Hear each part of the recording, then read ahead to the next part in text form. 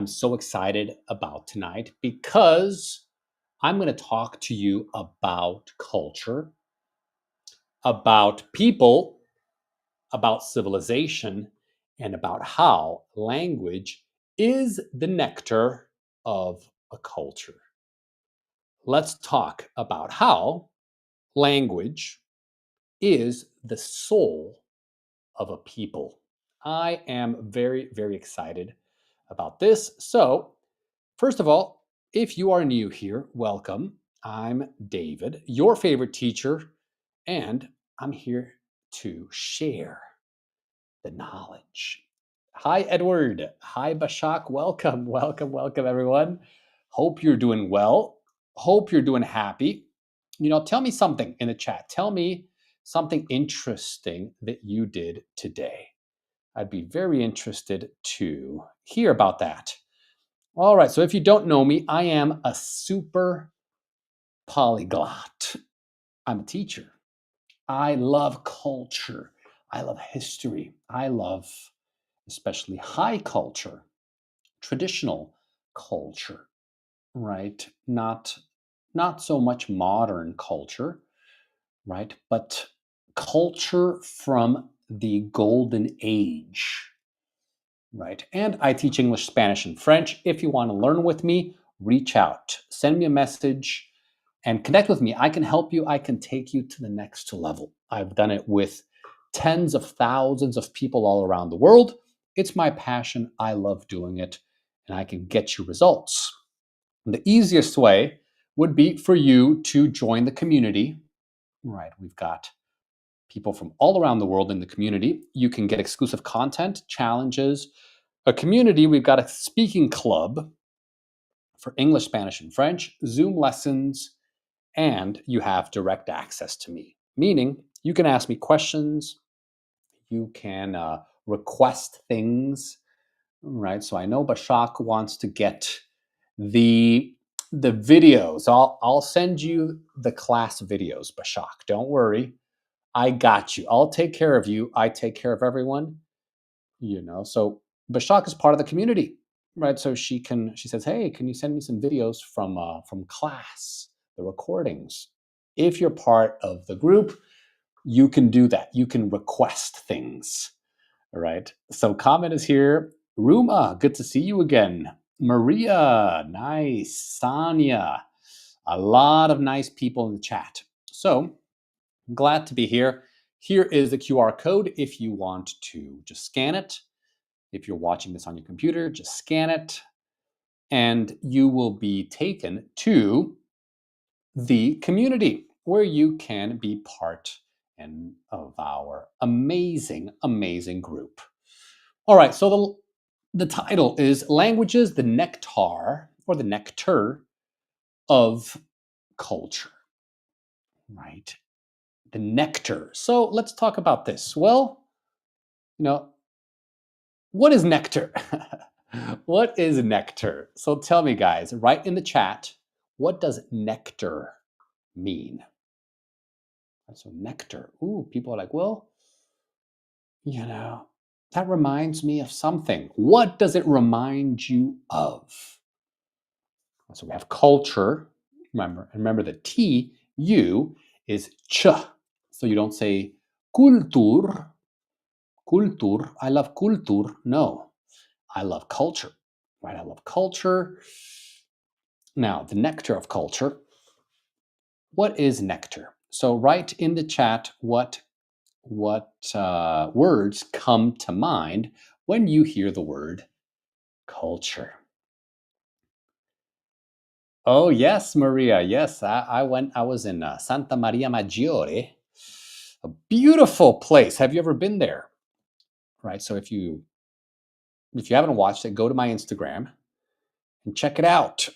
Right. I walked through the holy door, la Porta Santa, la Porta Santa, and there are some there's miraculous things happen when you walk through those doors, right?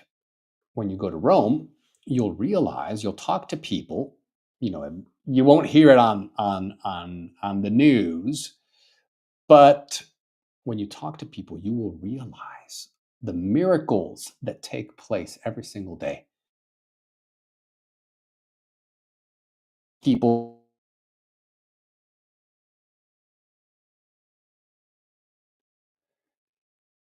all right, sorry about that, guys. I think the my internet dropped, but hopefully I'm back.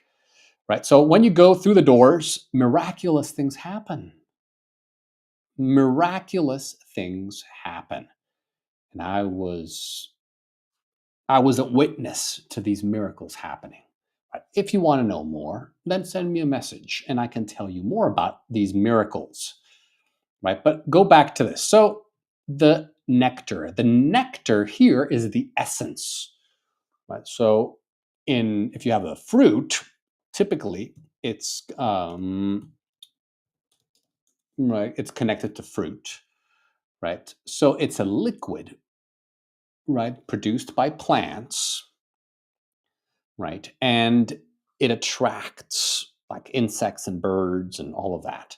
So it's almost like a liquid that contains the essence of something, right? It's the essence. So here, our our premise is that language is the essence of a culture and of a people. And we're going to go deep into this. So if you like philosophy, if you like high IQ content, this is it. This is it right here. High IQ content. Get yourself a coffee, a tea, whatever you like to drink. Mm, and follow me. Follow me on this journey. Right. So, language is the nectar of culture. So, language, and actually, thought there's an S, there should be an S here, preserves or conserves. Right. Which verb best fits the sentence? Preserves or conserves? Now, they are connected, but only one of these words fits, right? So language, people think, well, language, it's only words, right? But it's not only words, right? Language contains worldviews, it contains wisdom, it contains, right, even like the spirit of a culture. I will give you some examples later on, right? But the sounds, right, the grammar, the expressions, they contain something much more. It's not just, hey, I'm hungry, I want bread.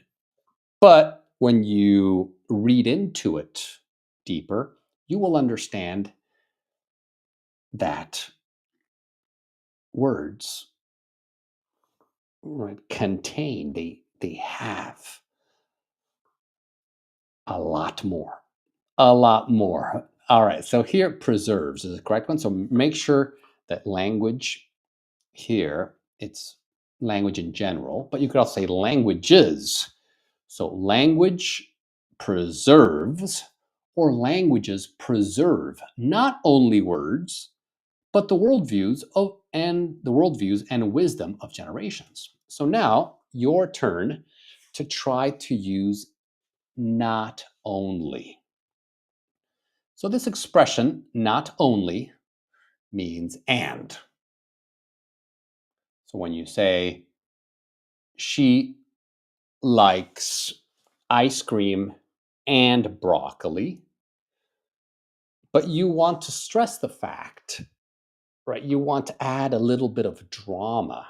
Says, oh, most people says, oh yeah, she likes ice cream, right? But she likes not only ice cream, but also broccoli. Right, so here you need the not only, and then but.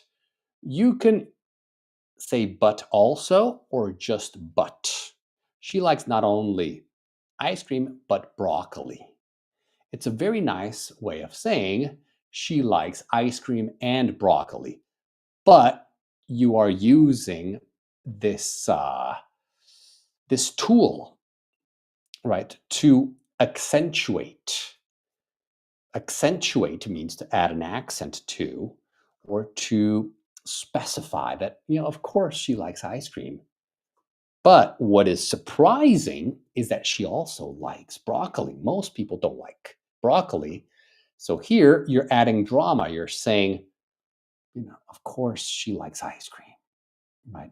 But what's surprising is that she also likes broccoli. So your turn to use this in a sentence. But Jacques says, culture reminds me of bonds with history and people. Exactly. Exactly. It's the bonds, right? That language connects people. Now, it connects people, a nation, a culture, but it also connects people to the past. And I'm going to share some real knowledge about this in a little bit, right? Because it's the link to the past. And that's very important, right? The past is brought you to the present. Now, one day you will be the past. People will study you, people will talk about you, and they'll say, oh, yeah, so and so from the past. But you're like, wait, you will one day in the future, you will be the past. Who you are, you will be the past, literally. So it's very important if you want to live the best present possible. It's very important to be rooted, or at least to understand the past. Right? So you understand the past gives meaning to the present, and then the present, right, takes you to the future. Right? It's all a very beautiful dance. All right, so no one right, peach nectar, exactly. Right. So let's see. No examples with using not only but. Okay, well, let's see. Okay, so I see them. So they are here. So not on Instagram, but on Vimeo. I see this. All right. Good to see you guys. Good to see all of you here saying hello. Common in the chat. Common from Bulgaria, Germany. So living in Germany, originally from Bulgaria, says, not only am I happy to be here, but I also admire all the students here. I admire you too, and I'm happy as well. I admire you because you're here actually learning. You're actually growing here, right? You're not scrolling through mindless content. This is not mindless, it's mindful. What does that mean? Well, it makes your mind full, right? It expands your mind, and you can actually expand your mind, right? You can do that. So fantastic. Any other ones? Anyone's? Yeah, ancient Greece. That's right. It was the gods' drink, right? It had some mythological meaning. So nectar was in mythology the drink of the gods, right? Nice, nice, nice. Mm. Good, good, good. Right, right, right. All right, guys. Very nice. Very nice. Zex is here. You think I'm kidding? Yeah. You're, I was kidding. Right. I wanted to add some suspense. That's why it took me a few moments to get here. Right. And no, actually, I couldn't find my adapters. All these adapters and all this technology. It's great when it works. Right. It's not great when it doesn't work. Right. So let's continue. So some of you talked about it in one of the chats. When you take uh, a liquid, okay, a liquid typically, and you boil it, right? You boil a liquid by heating it. Then it vaporizes and then cools and condenses the vapor, right? And then you have a resulting liquid that is that contains, right, the essence, or like a very concentrated form of the original liquid. So it's a way of purifying, but it's also a way of extracting the essence of something. What do you call this process? Do you say distill, instill, or be still? All right, very nice, guys. So here, choose the correct one. Choose wisely. Choose wisely. Only one of them is right. Only one of them is right. Choose the one that you think is right. Right? Choose the one that you think is right. All right, guys. So here you have the picture of that process exactly. Right? You heat it up. You have it on the left-hand side. You have a candle that's heating, right, a liquid. It's heating the liquid, and then the liquid turns into vapor, which is gas form, right? And then it is turned back into liquid, right? So yeah, it's a method used in chemistry. Zex is talking about his favorite drink. All right, that is something else. Very good, guys. Very good. I'm very proud of you because all of you got it right. Everyone got it right. So the process is, well, the verb is to distill, right?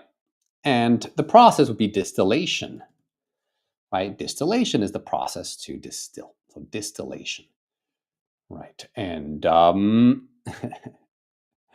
right, very nice, very nice. So here, another one. Now, what do you call this object? This, do you call it the chalice or the cup? Right. Now, which one? Now look at the specifics, right? One of these words might be 50% correct, but choose the one that is 100% correct. Choose the best answer, right? Because sometimes, in these questions, right, for high IQ students like you guys,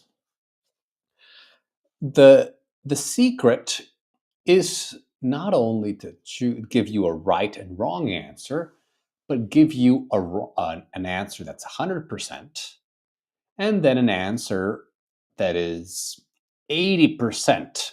And you got to choose the one that's 100%. That's much more challenging, right? So this is the chalice. It's the chalice, right? The chalice. And so here I got a very nice now it can be a cup, right? But a chalice is a type of cup, right? If you like Harry Potter, you could say goblet, right? But this, it's like a mystical cup. It's like a holy cup. It's a cup that has divine kind of meaning, right? So this is why if you said cup, you're not totally wrong, but chalice encapsulates, the word, right? It really describes the picture well. So a nation's soul, a nation's soul. Now people have souls, but nations also have souls. Groups of people have souls as well. Have you ever thought of that? Now, a nation's soul is distilled in its speech, in its language. Right? A country, a nation has a soul, and that is distilled in its culture, of course, but more specifically in its speech, in the language. Right? To learn its language is to sip from the chalice of its history and heart. One more time. A nation's soul is distilled in its speech. To learn its language is to sip from the chalice of its history and heart. And this is very important, guys, because I talk to a lot of people every single day. And I talk to people and they're like, you know what? I love France. I love Spain.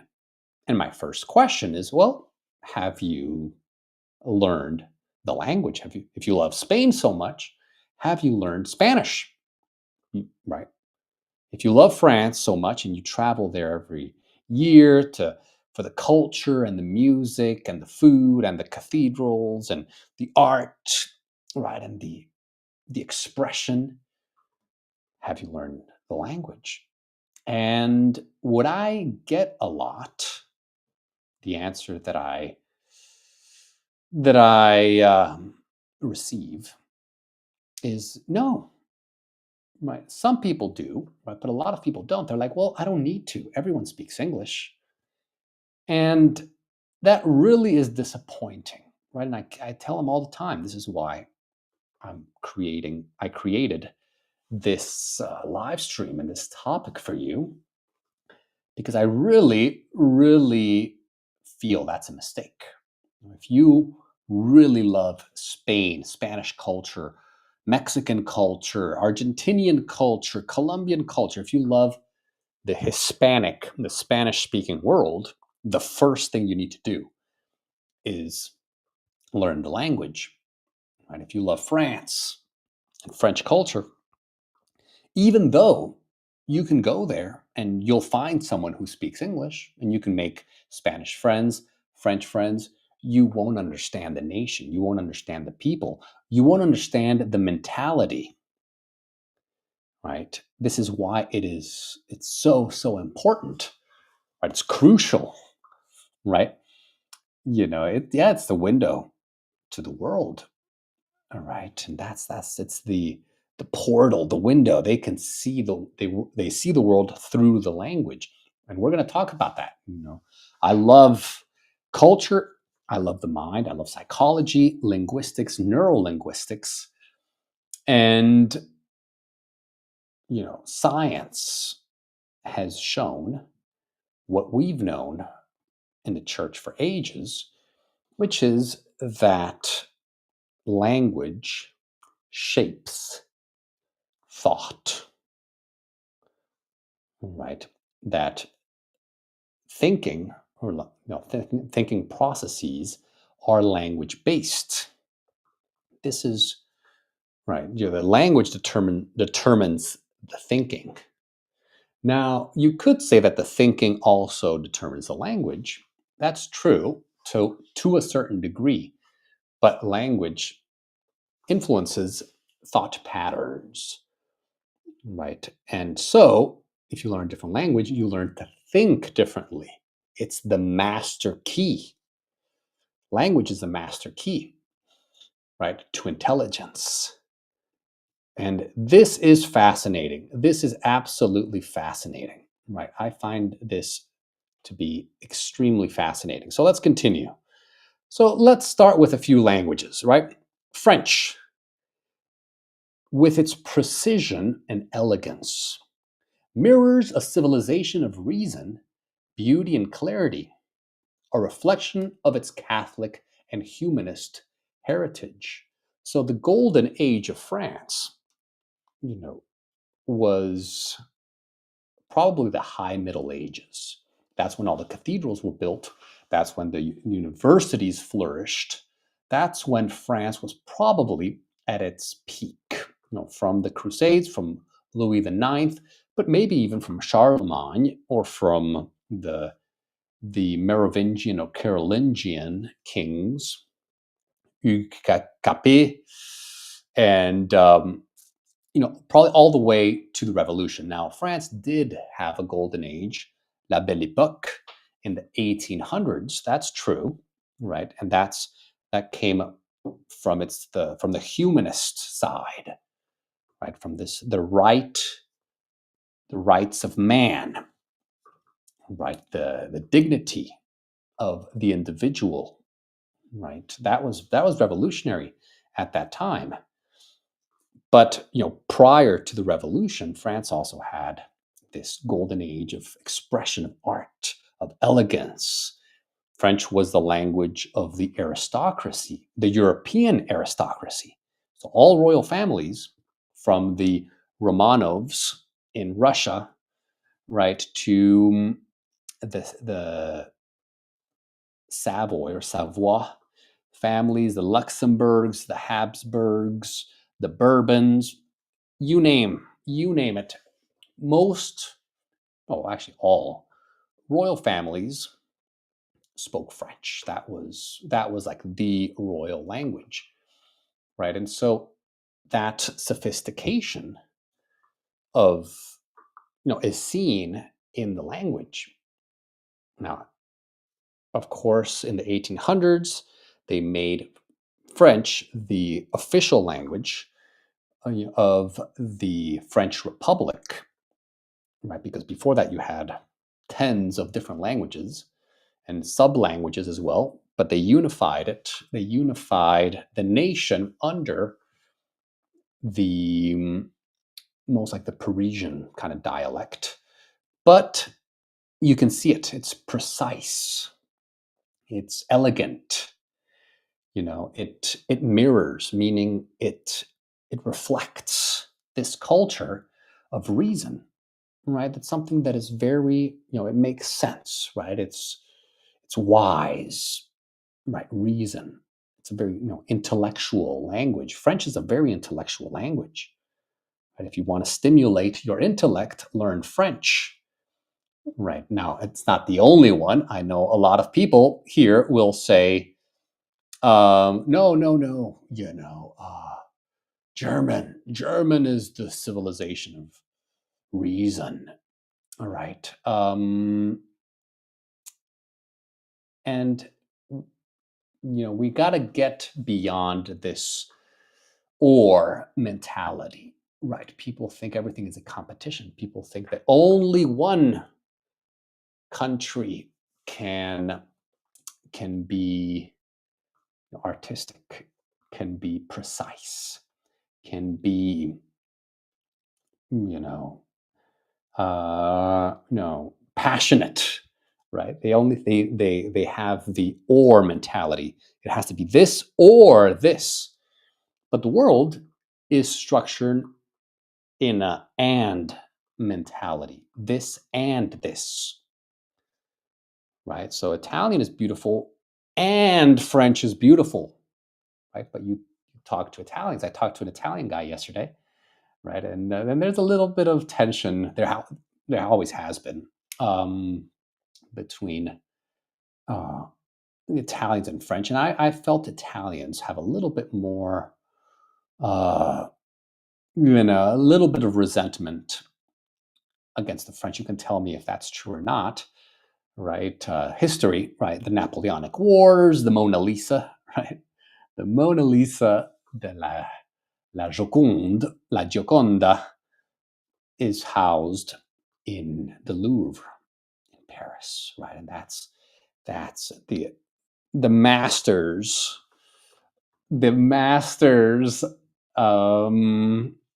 masterpiece, right? So it is, Leonardo da Vinci's, arguably one of the greatest ones. Some people say the savior of the world, il salvatore del mundi, is his greatest piece, but the Mona Lisa is one of them. And, the French own it. The French state owns it. So there's a little bit of that. So if you're Italian, let me know if that's true. And it's history and it's neighbors always will have that. So I love both. I love France. I love Italy.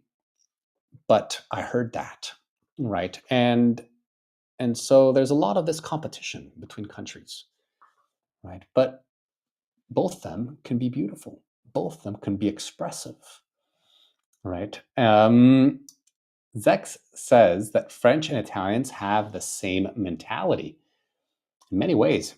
In many ways, I saw a video earlier that said that the difference between the French and the Italians, they said that the Italians are like the French, but in a good mood, which I loved that. I loved that. Very similar, right? Just the Italians are in a better mood, right? They're friendlier. They're a little bit lighter. Maybe it's because that's a more Mediterranean climate. It's a different, a little bit lighter. But the Southern French and are very, very similar to Italians, very friendly, and they're a lot more jovial, right? And so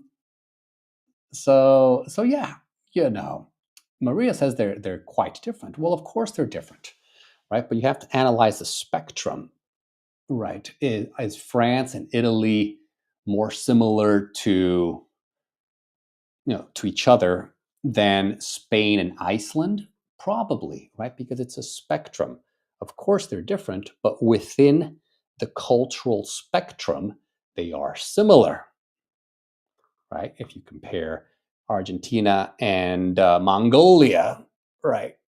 Very different, right? If you take those two extremes, Spain and Portugal, France and Italy, Germany and Belgium, or they're not that different, even though they are different and they are unique. This is the nuanced thinking that I want you guys to understand. Hola Paola, desde Chile. Very nice. This is very, very interesting, guys. Right? Let's see. Yeah, there are stereotypes, of course, but stereotypes, even though we say, people say, oh, we shouldn't stereotype. It is normal to stereotype, right? And countries do have collective identities, right? So if a country, exhibits collective behaviors, it's not wrong to say, oh, Spanish people are friendly, right? Mexicans are friendly. They're alive. They're passionate. That's not stereotyping. That's expressing something that's visibly true as a whole. Right? Are there exceptions? Of course. Can you find Spanish people who are not friendly? Of course. But collectively, that's what's visibly apparent. Right? So stereotyping, does it's pattern recognition. Pattern recognition. There are patterns, right? There are patterns to cultures, and that's visibly true. It always has been, right? And so, no, actually, there is a lot of precision in France, believe it or not. There is a lot of precision. There always has been precision in the language, right? The French are very, they the way that they operate, the way that they see the world, it's nuanced. It's very, that's it's very, very precise, right? Now, is French as precise as German? Probably not, right? German language and German mentality is a lot more precise, and you can see that. I studied German for a few years, and you can see that in the companies, in the mindset, in the collective behaviors. Is that stereotyping? You can be a judge of that. But it's visibly true if you study a country, if you study a people, and if you study their culture. And believe it or not, the French does have some Germanic influence, a lot of Roman influence, but the Franks were a Germanic tribe. Right, they were Germanic. The Frankish, the French, France comes from the Franks, and they were a Germanic tribe. And the French have a Germanic element. It's not only in the Alsace-Lorraine region that was previously part of Germany, but all of France does have a Germanic element, but it also has a Roman element. Right? It also has a Saxon element, and it has a Norse element, the Normans that came from the north, right? So it's very complex, very, very complex. Right, this is good. I see a lot of nice comments here in the chat, right? So that's good. Let me know, all right? Um, yeah, yeah, exactly. Right, that's the thing. So Maria said something very interesting, right? And we'll get back to the lesson, but sometimes I like to go off topic. It's okay to go off topic because it's more alive, it's more authentic, it's more real. Now, Maria says you're not 100% American, Mexican, French, Italian, German. I also have some German. Actually, believe it or not, I also have Swedish. Now, it was from the 1800s, so it was at least eight generations ago. But I'll tell you that story. There was a lady, Lena. Her name was Lena, and she got on a boat. It was in the 1800s, a long time ago.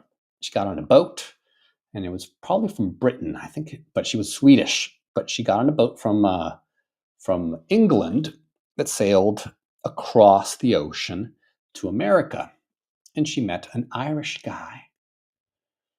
Right, she met an Irish guy, and they fell in love. And they are my ancestors. They are my ancestors.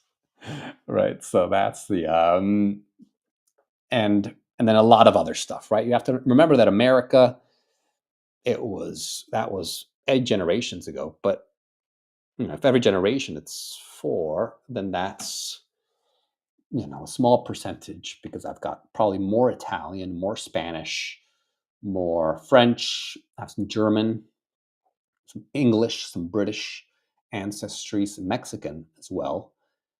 Now, you have to understand that 200 years of mixing, it creates a lot.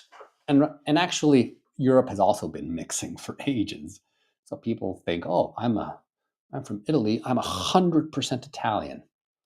But there was a lot of Germans or Germanic tribes, especially the Lombards. Lombardy in the north, the Lombards they were Germanic. Spain, there's a lot of Germanic, also the Visigoths in the north. The Visigoths, that's a Germanic tribe that went to the northern Spain. So, Europe has also been mixing. There is no such thing as 100% French, right? It doesn't exist. Everyone is mixed. And that's very interesting. But let's go back to the topic. All right. So this is the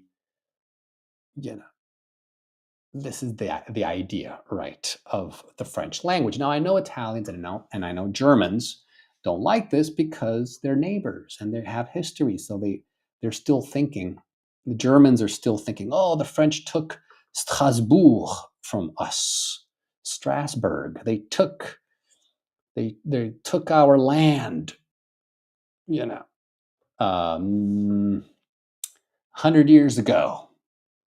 Right? Italians are saying, oh, Napoleon came and he was terrible. So, but that was 200 years ago, guys. Come on. Come on. Right. Right. That's the thing about Europe. There's history, right, and the memories of the past. They're mm, hard to forget. You know, People don't forget their history. Right. So let's talk about Spanish here. Another very interesting language that I love. Right. Right. Yes, Bashak says DNA. To check your DNA. Right. You can see your roots. You can see a lot. So Spanish, it's vibrant. It's impassioned. You hear that? Now you can feel the climate in the language. Right. It has, the fire of faith. Right. The fire. Spain was a very Catholic country. The golden age of Spain was probably from the late 1400s, 1492, probably the 1600s. That was the golden age of Spain, where Spain ruled over the world. Right. For the reconquest, la reconquista, the Spanish reconquista, 800 years where the Spain fought to take back the peninsula, to push back the Moors, right? So those 800 years of war, pretty much, because it was a nonstop war for the Spanish kingdoms of the north, the Visigoths. It was 800 years, a war that lasted 800 years to push back the Moors, the Muslim invaders from the Spanish peninsula. Right, as soon as that was done, Spain carried that spirit of conquest, of victory, of passion, of fire. Really, when I speak Spanish, I feel the fire in the language. Right? It's this confidence, it's this fighting spirit, this warrior spirit, right? But friendly. Of course, people think warrior, oh, that means they're aggressive. No. Now, there's a little bit of it's aggressive, but in a romantic and fun way. When you speak Spanish, you feel the fire, you feel a little bit of aggression, but it's romantic. It's hot, right? It's sexy. It's expressive, right? It's Latin. It's part of the Romance languages, and you taste it, right? You get that that power from it, right? You can, when you read sacred texts from the saints, the Spanish saints, Saint Teresa of Avila, Saint Ignatius of Loyola, San Ignacio de Loyola, right? These are the Spanish mystics, the Spanish saints. Absolutely amazing. Miguel de Cervantes, he's the Shakespeare of Spain, pretty much, right? You can sense that grandeur of the golden age, right? The golden age of Spain. It was amazing. It was amazing. It was, I know people like to say, modern historians like to share, fake history or distorted history. Let's not be so extreme, right? Distorted history and saying, oh, the Spanish conquistadors, they're so evil. They were so evil. They hurt everybody. They were terrible. Oh, now were there some? Yeah, of course. You always have some bad apples, but as a whole, Spain civilized big parts of the world. right? Spain was able to transform, to really civilize, the Americas and parts of the world like no other country ever has. The Aztecs, were not the most civilized people you've ever seen, right? And there were now were did they have some good things? Yeah. Did they have good? Were they good at astronomy? Yeah. Did they have good technology? Yeah. Did they have were they connected to? They have some good traditions, of course, right? But the as a whole, right? When Spain came to the Americas, they added, and they actually, believe it or not, they also helped preserve the pre-Columbian culture, right? They preserved the culture. They integrated, right? The If you go to Mexico and parts of Latin America, they mixed very well with a local population, right? The Spanish came and they mixed with the Indians. They learned the language, right? They built universities, they built institutions to preserve, right, the local traditions. Now, of course, they also promoted the faith. They also converted, many of the people to Christianity, right? But it was a civilizing force, right? It wasn't this bloodthirsty, savagery that you often read in modern um, brainwashing. Well, I mean, textbooks, right?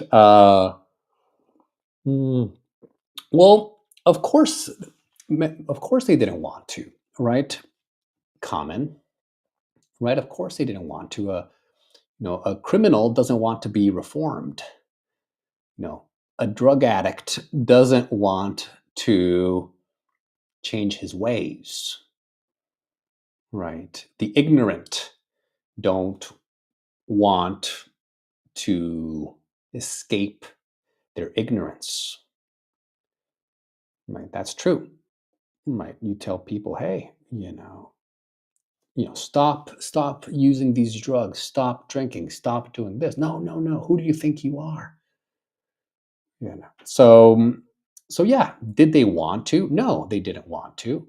But look at the mm, the culture afterwards, right? The viceroyalty of Spain and the Americas after the Spanish came, they flourished.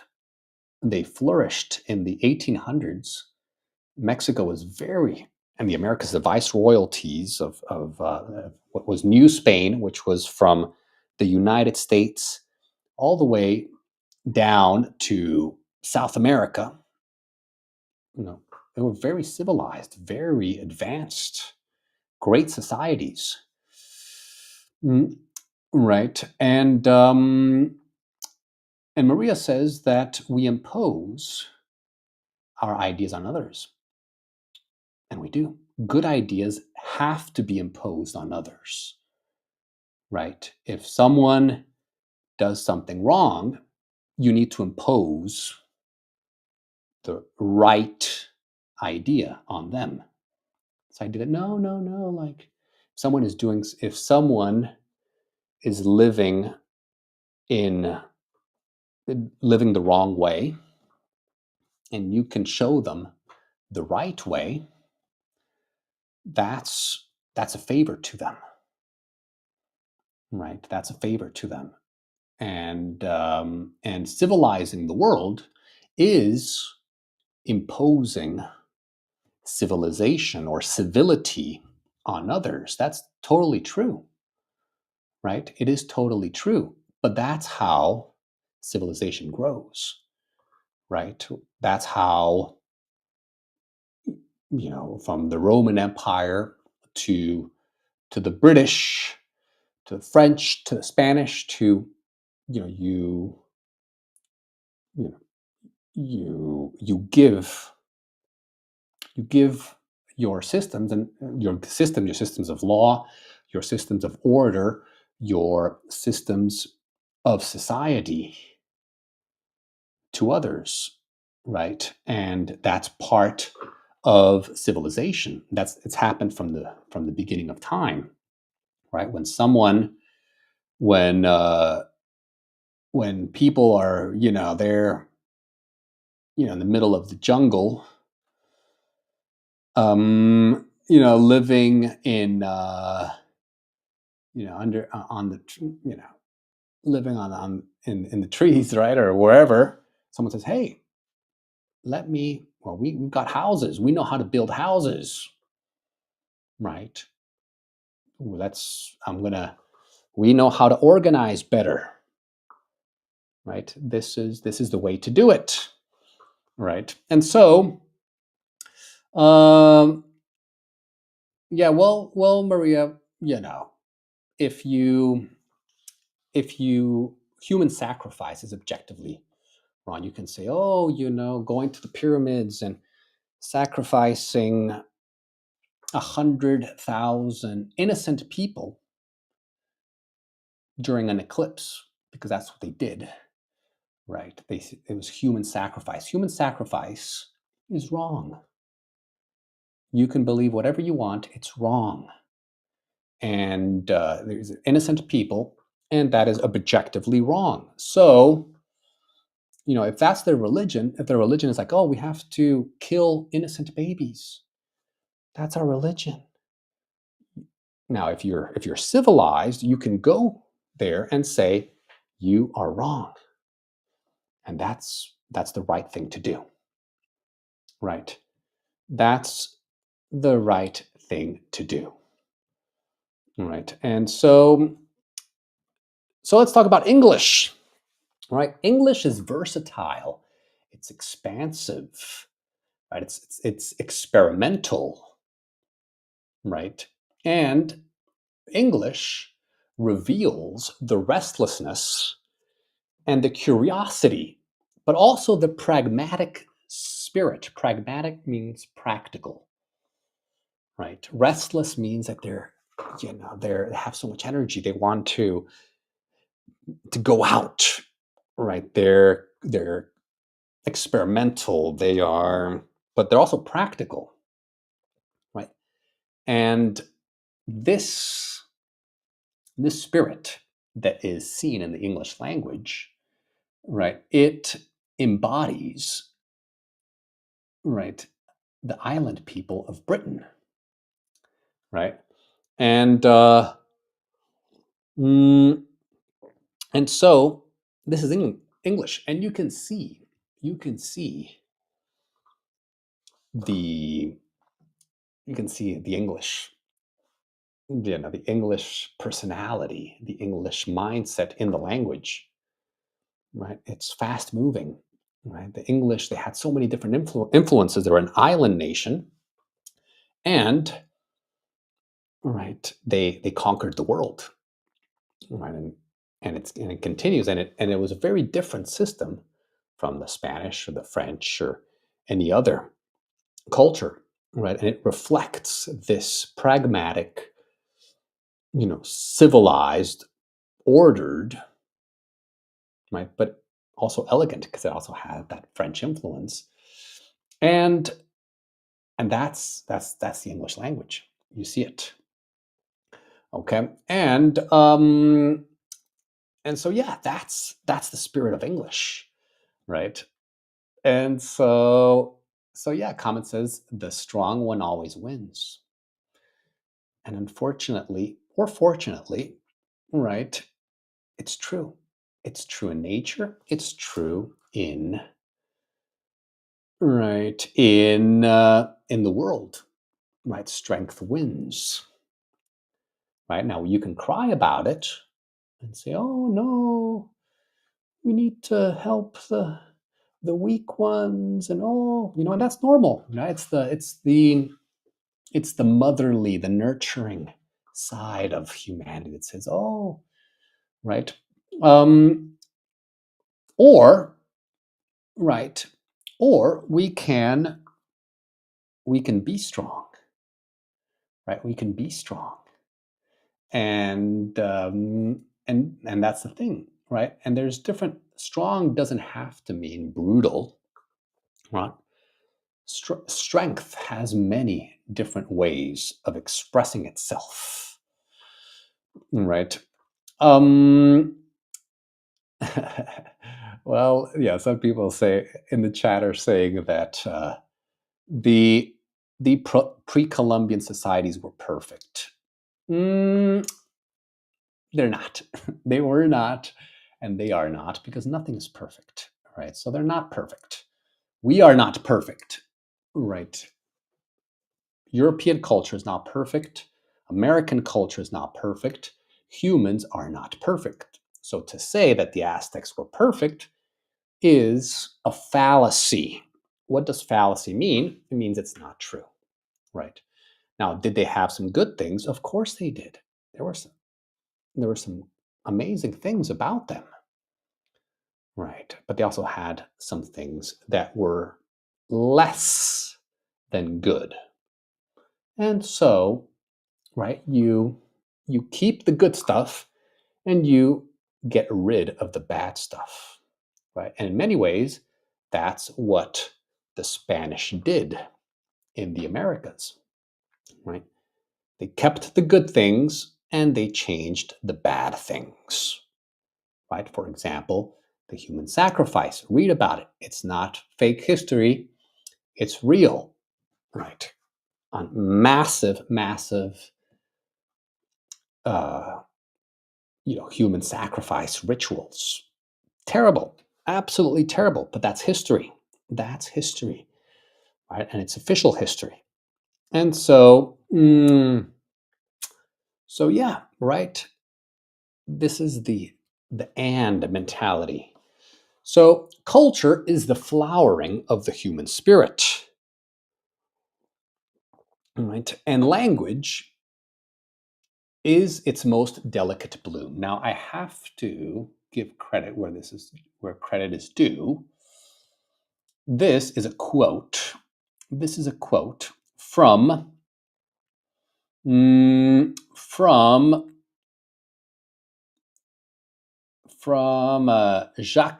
Maritain. Jacques Maritain. All right, so here, this is Jacques Maritain. Right now, he suggested, he recommended, or he recited. So, as Jacques Maritain said, or as he suggested, he recommended, or he recited. Which one is the proper way to say he, as he said? Right, as he said. All right. So welcome everyone. Welcome. I see Emily. Hi, Emily. I see Diane. Welcome, Diane. I see Alessandra. Jaraujo. A lot of nice people here. So when you are quoting someone, you have to you have to say, as someone said, or as someone suggested, recommended, or recited. All right. All right. All right. Right. So the English, right? The English spirit is alive in the United States. You're totally wrong. Totally right, Maria. You're totally right. Right. The right. So a lot of these ideals, the American ideals, were influenced not only by the British, of course, but also by the French. Believe it or not, a lot of the founding fathers, the ideas that founded our nation, were from many of the notable French philosophers. And so 1776, that was the founding of our nation, of the United States. Well, the French Revolution was 1789, right? So America, but I would say that the British definitely influenced America the most, right? At least when you study the spirit of the American people, right?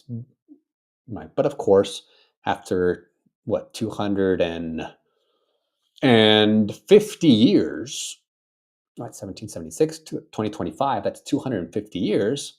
Of course, we've developed our own spirit, our own character.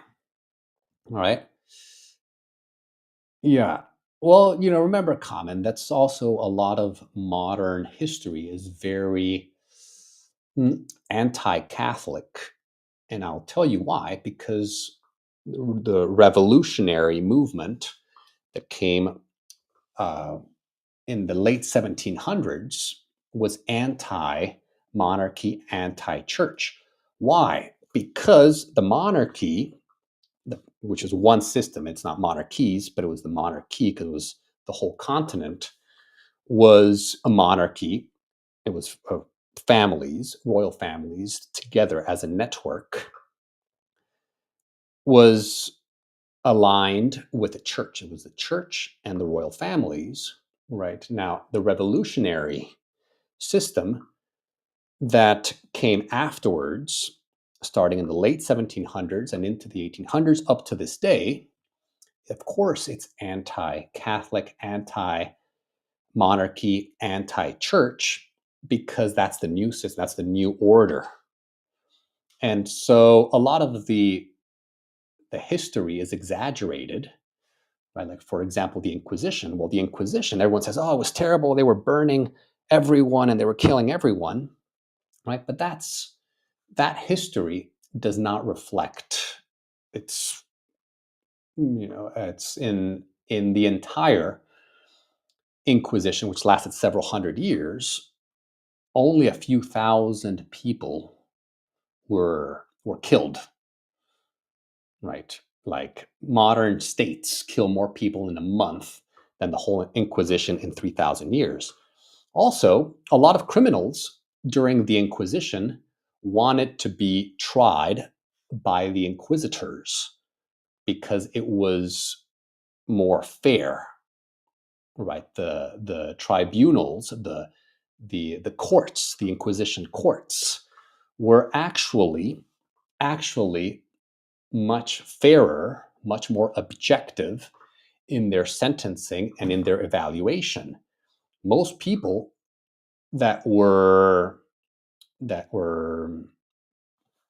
captured and that went in front of the Inquisition actually were not killed. They might have been punished. They might have, but most people were not were it wasn't history always, especially history written by the modern revolutionary ideals. They always exaggerate the bad sides of the Spanish, Inquisition, and actually of all, you know, uh, traditional Christian Europe.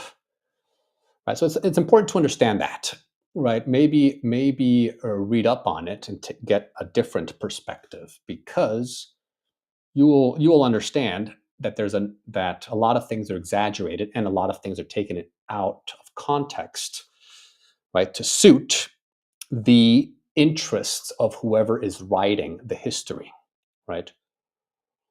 Mm, right. So yeah, the Inquisition wasn't as bad as people think it is, or think it was. Right? People think it was this bloodthirsty, yeah, torturing everyone and just killing innocent people. It wasn't. Right? It wasn't. In many ways, it was a better way, a better, more fair, more just way of trying people, right? But of course, you're not going to agree because people are set. They have their minds are set, and they will never, uh, change their minds, right? They think that what they know is the truth and the absolute truth, and that can never change. And that's the reality of things, right? Mm, and so yeah, right. History is written by the winners, of course. So when you read history, ask yourself who is in power now, who benefits from that story, right? History is story. It's his story, right? So who benefits from this narrative? If you know who benefits, then you can understand more, um, the nature of what is being told, right? Because it it has to, people will promote the stories that suit them. All right. Yeah, yeah, yeah. All right. So, comment in the chat says there is no absolute truth. Okay, so do you mean that's true? Is that a truth that there's no absolute truth? So by saying there is no absolute truth, you just contradicted yourself, right? Because there is no absolute truth, then that's an absolute truth right there, right? So, right. So you got to check yourself. Check yourself before you wreck yourself. And so thought shapes destiny, right? Destiny, right? Where you're going. So language shapes culture, or language shapes thought, right? And thought shapes destiny. So to lose a language is to silence a unique way of seeing God's creation. To destroy language is to destroy, like Common was saying, a window to the world, right? So here, right, the flowering of the human spirit. So we understand that language shapes how you think. How you think reflects or shapes where you're going, right? So a lot of people say, well, if let's change language, right? Let's create one language for the whole world and get rid of all languages so like everyone can com- communicate. Or I've heard also people saying, oh, let's simplify the language, right? Why do we have so many verbs, right? Let's just make everything get, right? That's an example, right? I'm gonna get up and I'm gonna get showered. I'm gonna get breakfast. Then I'm gonna get in the car and I will get to work in about 20 minutes. And I'll get to work. And then when I get tired, I'll get a coffee. And then after, I'll get back to work, right? And then I'll get up from my chair, right? And I'll get. It'll take me about 20 minutes to get to the restaurant, and I'll get an appetizer for lunch, right? And then I'll tell the waiter, hey, can I get the check? Right? That's an example of the debasing of a culture, because you debase the language, you debase the culture, right? And that's a modern phenomenon. You don't have that in Victorian English, but in modern English, we put get everywhere, right? I just said in 1 minute, I said get 45 times. Right now, are there other ways of saying it? Yeah, I boarded this. I awakened. But don't say I awakened, right? Or I woke up. Just say I got up, right? Right. I'm going to get a coffee. Don't say I'm going to drink a coffee. I'm going to sip on my coffee. I'm just going to get it. Right. So if you want to debase a culture, you debase the language first. And you've seen that. We've seen that in communism, right? In Russia, well, in the Soviet Union, right? If you read pre-revolutionary um, Russian literature, Pushkin, Dostoevsky, right, Rachmaninov, um, all of this Russian literature, right? It was very actually Rachmaninoff was a composer. Sorry,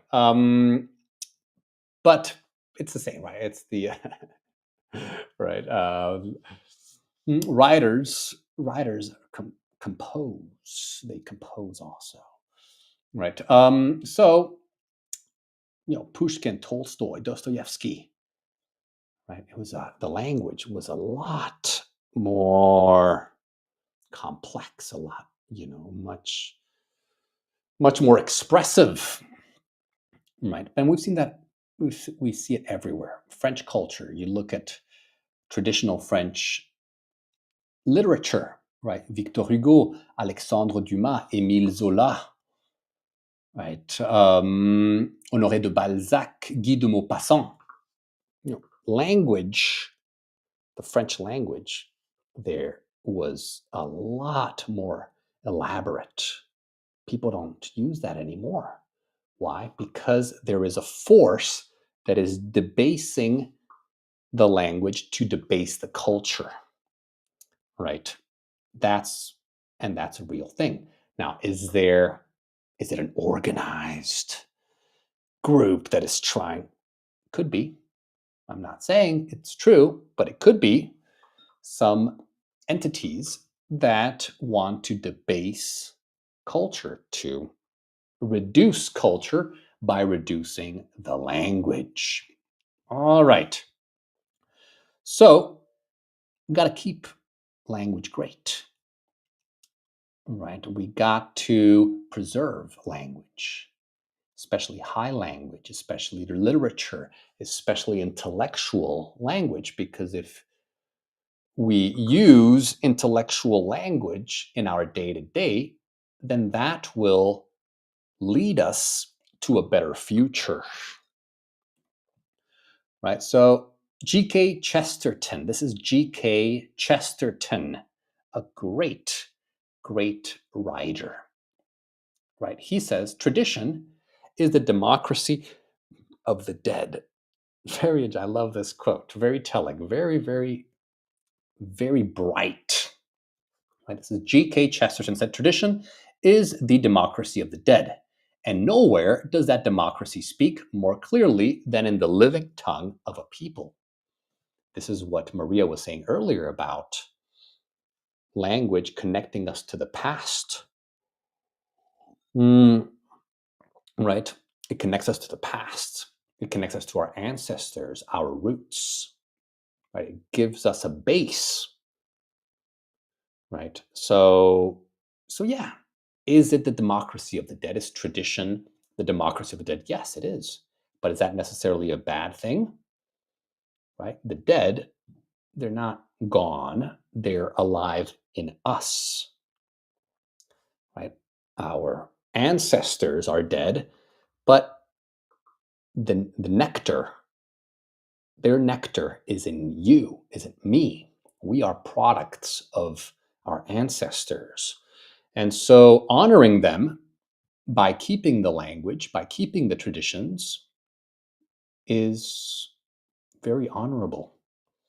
It's very, very honorable, right? So that's it. When we speak, we are honoring our ancestors. We are honoring the people who came before us, who built this beautiful world for us. Right? Are we going to honor them? Right? Or are we going to dishonor them? I hope we will honor them. How do we honor them? We honor them by following tradition. So learning a language is not merely mastering grammar. Right? It's not only mastering grammar, it's entering communion with the saints, poets, and ancestors who first breathed meaning into sound. Think about that, right? When you speak, right, you're connecting, right, with the people from the past who put meaning, who put thoughts and ideas and the metaphysical inside the words. Now, I know a lot of people, not the people listening here, because we've been going at it for 75 minutes. So if you're here after 75 minutes, then you're a genius. You're a genius because most people don't even last 3 seconds right there. Once they start thinking, their head hurts. They get a headache and they go away. But if you're still here after 75 minutes of my monologue, then you're a genius. You're a genius. And that's what it is. The metaphysical, I talk to you all the time about metaphysics. Words are metaphysical. Now, I know that's the other guys, not you listening, but the other guys don't understand that. It's like, no, words are, it's just air. It's just air, right? It's CO2. Words are just, it's just CO2, guys, right? It's this reductionist mindset, but words are more than just air, more than just sounds. Words are metaphysical. Languages are metaphysical because they connect you. They connect you to your past, your tradition, your roots, and they connect you to that which can't be spoken of, what lies beyond the visible. And that is the end of our lesson. All right. So actually, one more. Okay, you wanted more. Every language is a cathedral. Think about that. A cathedral. Every language is a cathedral built of syllables. To study a language is to walk reverently through the architecture of the human spirit. Do you like that sentence? Do you like that sentence, right? So when you study a language, imagine you're walking into a cathedral, right? And the cathedral is built of syllables, it's built of words, combinations of letters. A cathedral is just stone, but it's more than stone. A language is words, is grammar, it's letters, but it's more than that, right? So when you learn it, you're walking through the architecture of the human spirit. That's a language. That's what it means to learn a language. All right, guys. So if you want to go to the next level, join our learning community. Right. You can learn English, Spanish, and French. Right. Speak with confidence. Expand your mind. Right. Connect with people from all around the world.